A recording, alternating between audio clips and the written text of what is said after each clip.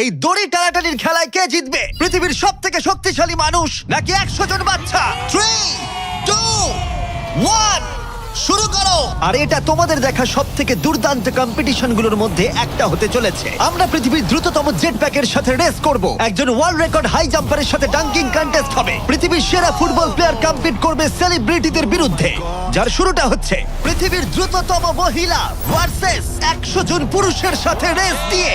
তুমি এই 3টে গোল্ড মেডেল কবে জিতেছিলে? 2 সপ্তাহ আগে। শুনলে তো, 2 সপ্তাহ আগে। তোমার কটা গোল্ড মেডেল আছে? 0। চাচাও, যদি তোমাদের মনে হয় ওকে হারাতে পারবে।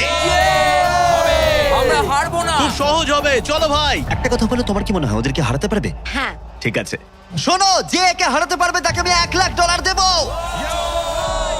ঠিক আছে, হেরে যেও না জানো। প্লিজ এখন হেরে যেও না। চলো চলো।